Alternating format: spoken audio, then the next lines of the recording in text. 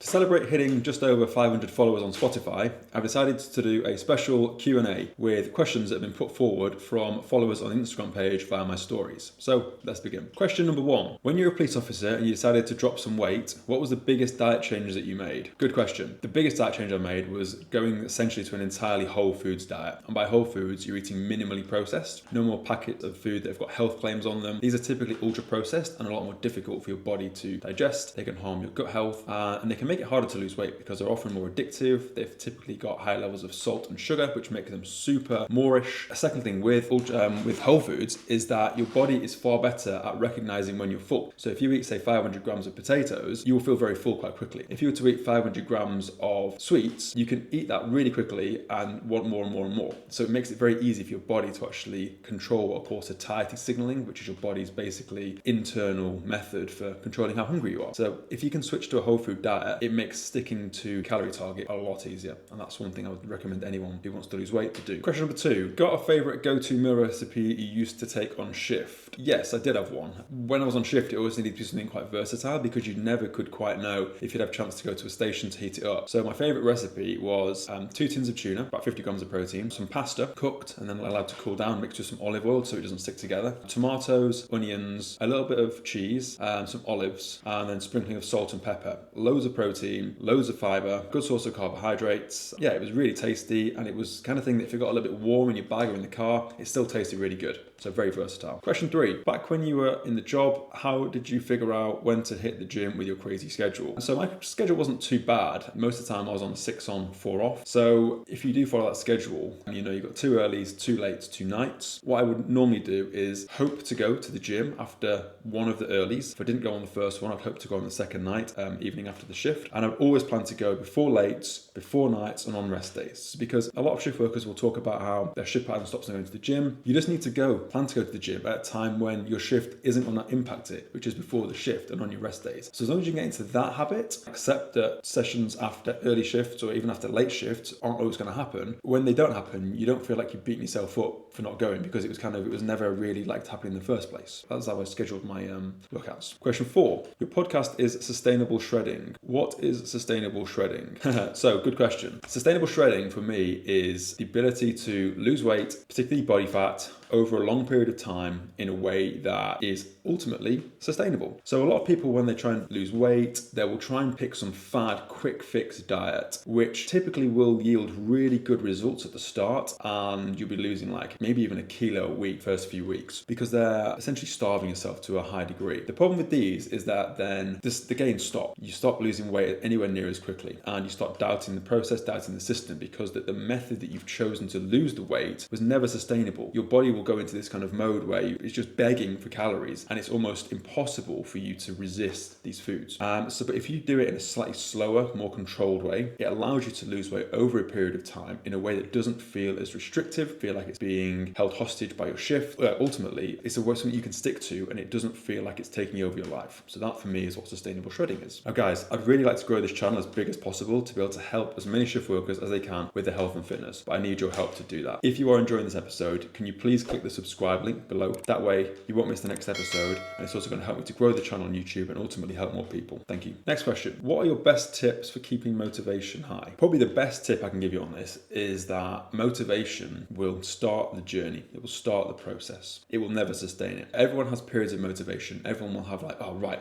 something will happen, and they will get into this kind of mindset like, right, I'm finally going to lose weight. But there's no structure in place to actually allow it to happen. You're simply relying on that motivation. And as soon as it gets hard, as soon as you hit a plateau, as soon as it becomes difficult and not easy or restrictive, you fall off the wagon. So it's all about having discipline. If you've got the discipline, you can maintain that journey far better than you ever can with motivation. And by how can you build discipline? You build discipline by having systems and structure in place. Discipline can start from the moment you wake up. You don't have your phone in the bedroom, you get up, you go for a wee, you brush your teeth, you make your bed, and you go downstairs and you neck 500 ml of water. It doesn't sound like a lot, but every day if you do this, it gets you in the mindset for being disciplined and moving forward with your health and fitness. If you try and lose weight having shitty systems and structures in place, it fails time and time and time again. I've seen it so many times. So many people that speak to me about their health and fitness have tried these kind of things without the systems and structures, and it all falls down. So yeah, having the discipline in place is ultimately ultimately what's going to sustain the journey far more than motivation ever will. Next question. How did you balance training for strongman whilst losing weight at the same time? I didn't actually lose weight while I was competing in strongman. I competed in strongman prior to joining the police, and at that point I was aiming to get as big and strong as possible. And then since leaving the police, I've started competing again, but whilst I've been at a very kind of consistent weight. I would say training for strongman,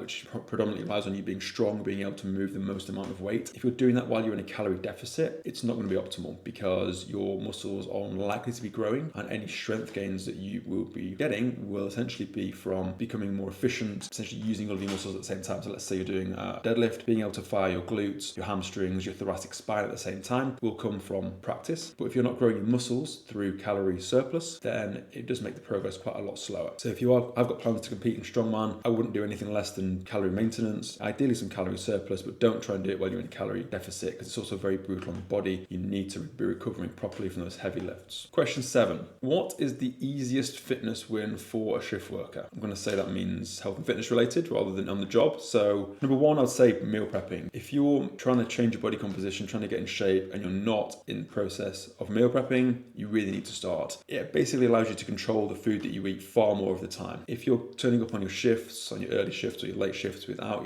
your breakfast, your lunch or your dinner, you're going to be going shopping when you're hungry, which is never a good thing. And you're going to be buying foods that are convenient. Takeaways, McDonald's, maybe Subway, meal deals. These are never going to be optimum for your calorie intake and your macro intake. If you just get a bit disciplined with the meal prepping and prepping on your final rest day for your next 3 days, do a big bulk cook, big bulk shop, get it all ready, it takes that question out of your mind. You don't have to make that decision when you're hungry. Am I going to eat healthily or am I going to not? Because as you know, when you make decisions around your food, when you're hungry, they're far worse than if you are full or if you've got the food ready, because that decision doesn't need to be made. Question 8. How do you stay on track with your fitness when you're traveling, like when you're in your camper? Good question. Typically when I'm away in the camper, I don't really focus on anything around moving outside of walking. I think sometimes it's good to have a few days off, 2, 3, 4 days off. If you train regularly like I do, having 3 or 4 days off can actually be quite beneficial because it allows you to recover more. I do still generally eat well when I'm away. Typically eat meat 3 times a day, but I will drink a little bit more because I think also, whilst alcohol is not good for you, having that downtime to be able to relax and socialise and chill and just feel a bit different to how I normally feel on a day-to-day basis, for me, gives me that fresh impetus when I go back to work the next week with a clearer head and a fresh mindset. So I'm saying if you are traveling quite a lot, depends on how often you travel and how often you train in the gym. If you are training regularly, have the time off. If you train maybe once, twice a week, maybe look for a local gym or just do a bodyweight workout in your villa or your bedroom or your hotel room. But yeah, don't take it too seriously. Just move more, get some steps in. Ultimately, you're not going to do too much damage in 2 or 3 days. Next up, we've got what made you decide to become a police officer in the first place? So, unlike a lot of people, police had never been my dream career. It had been something that I've always been interested in, but it was never that's it, I'm sorted, I'm going to be a police officer. And it wasn't until I spent 10 years as a marketing manager that I thought I'm ready for a change. And with police having always been on the radar, even though it was never a priority, I thought, let's give it a go. I'm up for a new challenge. I've always been obsessed with police interceptors. And that was probably the main driver for me wanting to join, that kind of excitement of chases and drugs and that kind of job. And so yeah, let's get onto that team was ultimately the main driver for me joining the police. Everyone says I wanted to help people. That's a nice part of the job, but it certainly wasn't the main reason why I joined the job. I think if you do join purely to help people, it's then even easier to neglect yourself. Whereas if you go in wanting to have fun, wanting to learn, wanting to make a difference, and maybe if it's not necessarily helping people, that's when you're going to have a better time in the police, I think. Next up, we've got, what's the appeal of strongman? You recently did a poll on your story and everyone voted for Hyrox as your next event. That is true. I did think about doing Hyrox. I thought about it for probably a year now, but the problem is I can't maintain any motivation to actually want to do it. I kind of like the idea of it, but the training is very monotonous. You spend a lot of time doing zone 2 cardio to increase your functioning ready for the actual day. And I don't enjoy that aspect of training enough to want to be able to put myself through that. And ultimately, as you probably know, if you try and do something that you don't really like doing in the gym, it's a lot harder to stick to. Whereas strongman, I've got a good background in that. I really enjoy training for strength. I get a buzz out of lifting heavy weights. I love kind of feeling strong, feeling like big, and ultimately the competitions are great. You get to meet loads of other strongmen who are all gentle, friendly giants. Everyone's helping each other out. They need each other kit, support from the sidelines. Really friendly, really interesting sport as well. And you meet some real characters in it. I just can't bear doing high rocks at the expense of doing strongman while I'm still relatively young and able to compete at an okay level in strongman. So ultimately, there's the reasons. And last up, just wondering, do you put your podcast episodes up on YouTube?